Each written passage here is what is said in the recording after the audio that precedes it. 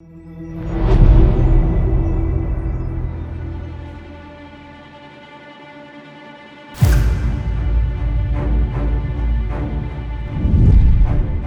좀 늦게 끝나가지고 11시 30분 넘어서 퇴근하는 도중에 그 앞에 갑자기 학생분이 사고가 난 거예요. 근데 그 빨리를 사람 쳤다.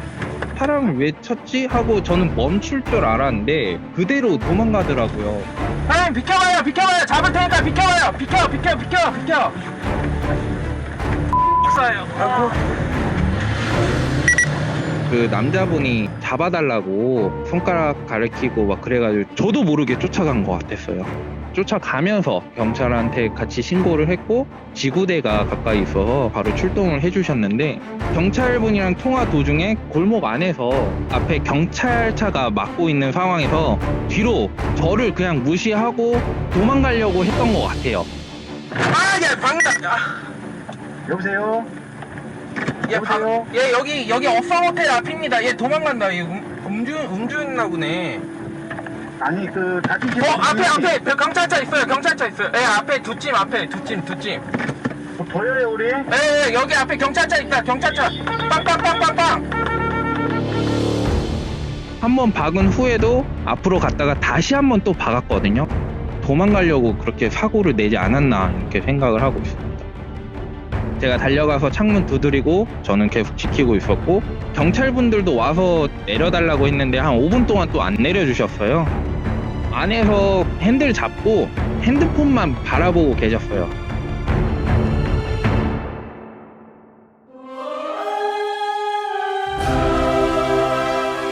막상 내리니까 비틀거리면서 서로 간에 대화가 안 될 정도로 만취 상태셨고 사람 친 줄도 모르고 계시더라고요. 음주 수치가 0.083인지 0.183인지는 정확히는 알 수가 없습니다. 정확한 금액은 이제 다 고쳐봐야 알 수가 있는데 150에서 200만 원 정도 나온다고 하네요. 화재 측에서는 저한테는 과실 비율을 묻지도 않고 다치신 부분이나 차량 고치는 거는 면책금으로 충분히 해줄 수 있는 부분이고, 면책금 이상으로 나오면 이제 구상권 청구는 저희가 알아서 할 테니까 몸조리 잘 하시고 차량 꼭 고치시고 잘 말씀을 해주셨어요. 보험사 직원분께서도 좀 골치가 아프셨는지 경찰서 앞에서 담배만 엄청 피시고 한숨도 엄청 쉬시고, 저희 고객님이 비싼 술 드신 것 같네요. 정말 죄송합니다. 너무 예의 바르게 너무 좋게 나오셨어요. 처음 다치신 분이랑은 어떻게 또 연락이 돼서 병문안을 가봤는데 발목이랑 이런 게 좀 차에 밟히셨는지 엄청 좀 힘들어 하시더라고요. 목발 짚고 걸어 다니시고 그러시는데, 광주에서 대리 부르면 많아봐야 3만 원이거든요. 술 드시면은 이제 택시나 아니면 대리는 꼭 좀 불렀으면 부탁드립니다, 진짜로.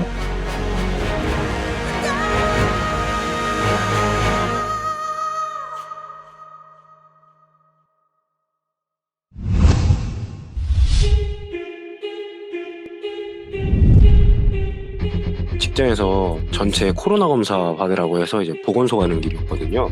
신호대기로 이제 잠깐 정차를 했는데, 정차한 와중에 이제 오른쪽을 보니까 어떤 남성분이 막 뛰어가시고 차가 이제 연석을 밟고도 그냥 막 내려가고 있는 거예요.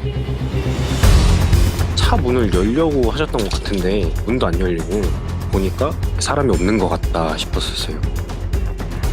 거기서 조금 더 내려갔으면 아마 어린이 보호구역 쪽도 있고 횡단보도도 있어서 좀 더 위험하지 않았을까 싶긴 해서 생각이 좀 많이 들긴 했는데, 아무리 생각해도 막을 수 있는 수단이 없는 것 같은 거예요.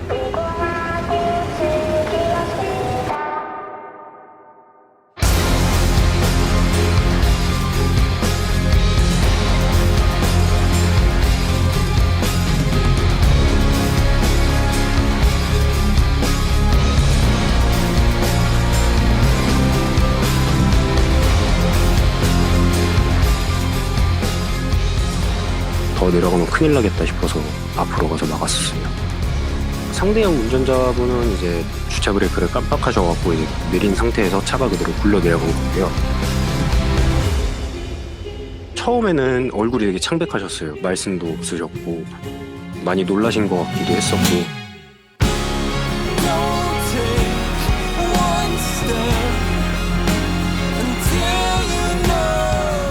좀 시간이 지나고 나서 이게 괜찮아지시니까 정말 감사하다고, 이런 분들 보기 힘든데 큰 사고 막아주셔서 정말 감사하다고 계속 그렇게 얘기하셨거든요.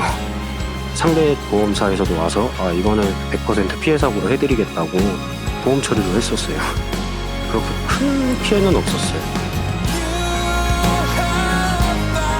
내리막길이나 이런 데서 주차하실 때 이제 핸들을 틀어놓고 내리고, 고인목 있으면 고인목 설치하는 것도 좋다고 생각하고, 피에다가만 놓고서 내리시는 분들도 많은데 꼭 사이드 브레이크나 풋 브레이크 같은 거 채우는 걸 습관화 꼭 하셨으면 좋겠습니다.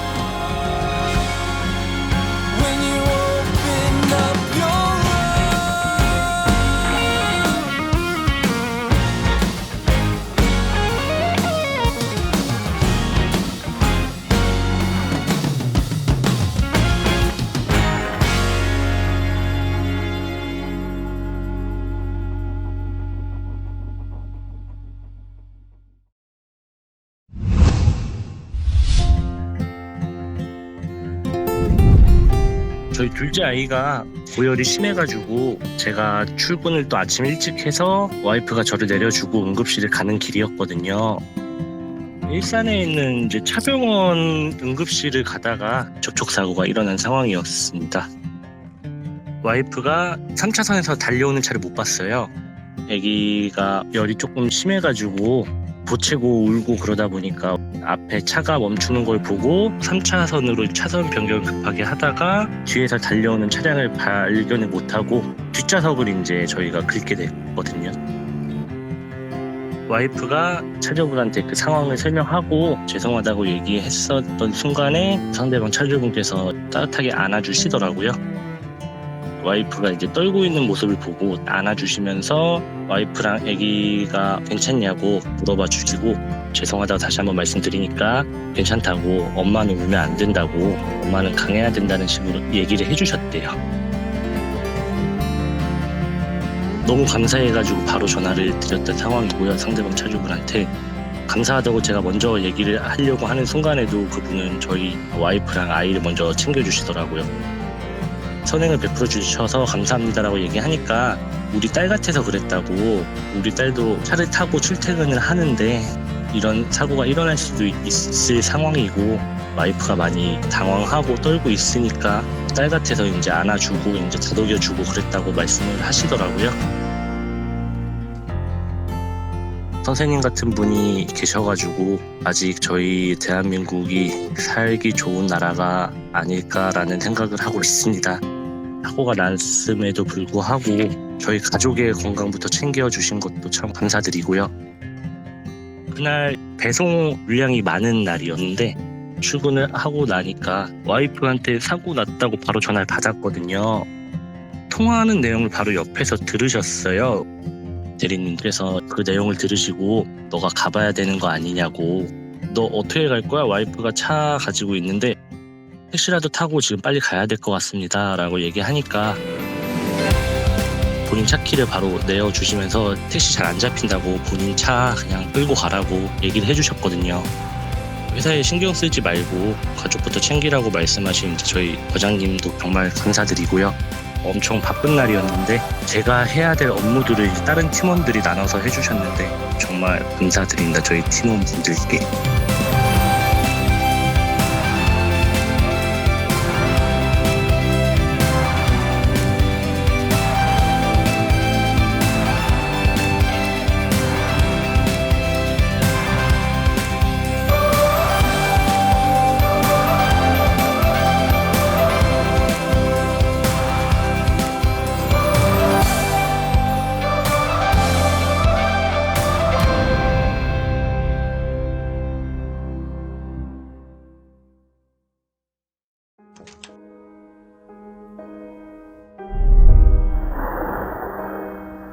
깊은 밤 가스통이 터지며 불이 난 강아지 농장. 네, 전체가 다 폐화가 된 상태고요. 어머 어떻게 저기 다리 아파. 응? 다리 아파.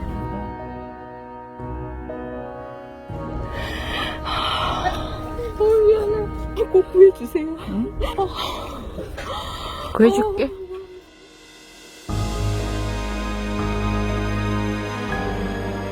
그렇게 폐허가 된 그곳에서 지독한 화상을 입고서야 탈출할 수 있었습니다.